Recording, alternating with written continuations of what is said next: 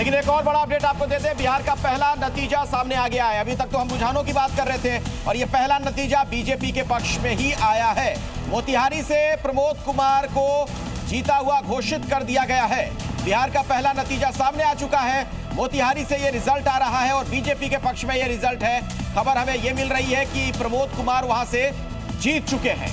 तो रुझानों में 202 सीटों पर जरूर एनडीए आगे है, लेकिन अभी ये नतीजे नहीं है। लेकिन रुझानों पर ही हम बातचीत कर रहे हैं और उसकी एक बड़ी तस्वीर ये है कि भारी बहुमत के साथ एनडीए की एक बार फिर से वहां पर सरकार बनने जा रही है। और एक और बड़ी खबर आपको बता दें, दरभंगा से भी बीजेपी उम्मीदवार को जीता हुआ घोषित कर दिया गया है। दरभंगा से भी रिजल्ट आ गया है, यानी जो रुझान थे अब नतीजों में तब्दील हो रहे हैं। संजय सरावगी की जीत की बात सामने आ रही है। बड़े नेता 23,000 वोटों से चुनाव जीते हैं, बड़ा नाम बीजेपी के, और दरभंगा सदर इलाके से वो चुनाव लड़ते हैं। और अभी अभी जो बड़ी खबर आ रही है, बड़ा अपडेट आपको बता दें कि संजय सरावगी वहां से विजित है, यानी कि उन्हें जीता हुआ घोषित कर दिया गया है। हम राजनीतिक मेहमानों से बात करें उससे पहले अजीत, एक सवाल मेरे जहन में ये आ रहा है बार बार, ये जन सुराज पार्टी का क्या हुआ? शून्य पर। देखिए, उनका जो एक प्रोपेगेंडा था वो ग्राउंड पे कहीं था नहीं, लेकिन वो प्रोपेगेंडा करने में तो माहिर रहे हैं और राजनीतिक रूप से समझदार भी हैं। तो उन्होंने बहुत अच्छा खासा प्रोपेगेंडा किया और भ्रम फैलाया आम जनता में, लेकिन आम जनता जो है उनके मोहजाल में फंसी नहीं और वो पूरी तरह से एक सिरे से खारिज हो गए, क्योंकि अभी तो पूरा रिजल्ट भी नहीं आया है। उनके प्रोपेगेंडे में बहुत अच्छे जो एनालिस्ट हैं वो भी फंस गए। वो भी रिपोर्ट गलत करने लगे कि उनको इतने परसेंट आएंगे, इतने परसेंट आएंगे, लेकिन ऐसा कुछ था नहीं। और अगर पूरा रिजल्ट आ जाता है फिर देखा जाएगा, फिर उसका विस्तृत तरीके से एनालिसिस किया जा सकता है। लेकिन वोट शेयर वगैरह जब पता चल जाएगा वोट शेयर कितना मिला। लेकिन अभी तक मुझे ये लग रहा है कि वो प्रोपेगेंडा था मीडिया के साथ जो है ना, क्योंकि वो राजनीतिक रूप से समझदार रहे हैं और पॉलिटिकल पार्टी को देते रहे हैं, वो कंसल्टेंसी देते रहे हैं, सलाह देते रहे हैं। लेकिन ये पूरी तरह से जनता ने एक सिरे से खारिज किया है उनको, और उनकी बात एक नहीं चली है जनता के सामने। एक और अपडेट है, मैं आता हूं मुकेश जी आपके पास, लेकिन एक और बड़ी खबर आ रही है, चूंकि अब वो नाम सामने आ रहे हैं जिन्हें जीता हुआ घोषित किया जा रहा है। कोढ़ा सीट से भी बीजेपी के उम्मीदवार की जीत हुई है। बीजेपी के जो वहां से प्रत्याशी हैं, कविता पासवान जो उनकी प्रत्याशी हैं, वो जीत गई हैं।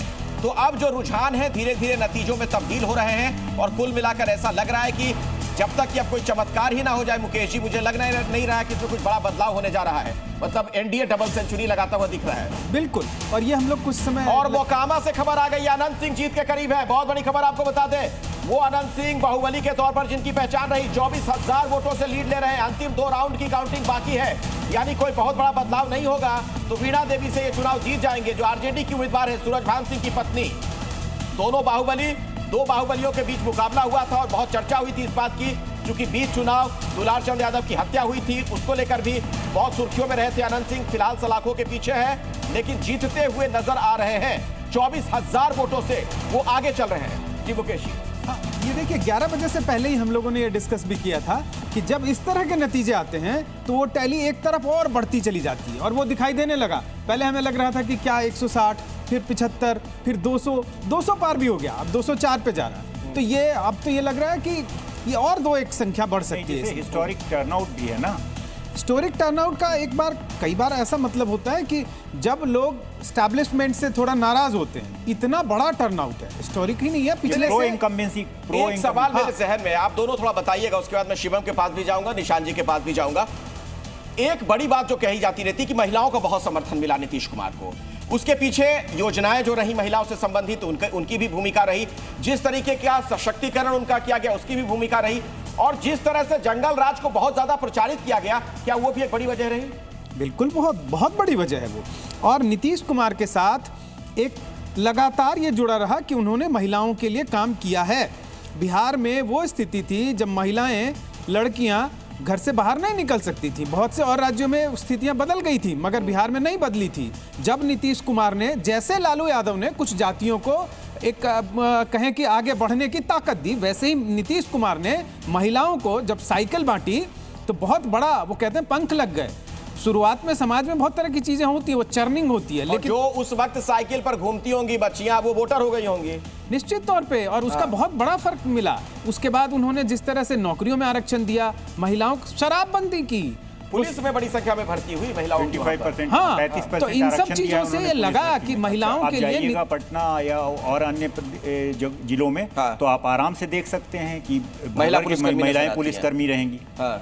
और उन लोगों का तैयारी भी कर रही हैं बहुत ज़्यादा। और आप कहीं पे भी अगर आप गांव सुदूर बस्ती वगैरह में जाइएगा तो लोग ये कह रहे थे कि हमको मजबूत करना है नीतीश के हाथ। एक और बड़ी खबर आ गई है बिहार के नतीजों पर। अभी की सबसे बड़ी खबर दर्शकों को बता दें, 16 राउंड के बाद भी तेजस्वी पीछे चल रहे हैं। ये बहुत बड़ा झटका हो सकता है महागठबंधन के लिए, और करीब 9000 वोटों से तेजस्वी पीछे हैं। राघोपुर से चुनाव लड़ते हैं तेजस्वी, पारंपरिक सीट है, लेकिन इसके बावजूद अगर पिछड़ रहे हैं और इतने बड़े चेहरे, बड़ा नेता, सीएम का फेस, 16 राउंड के बाद भी तेजस्वी पीछे हैं।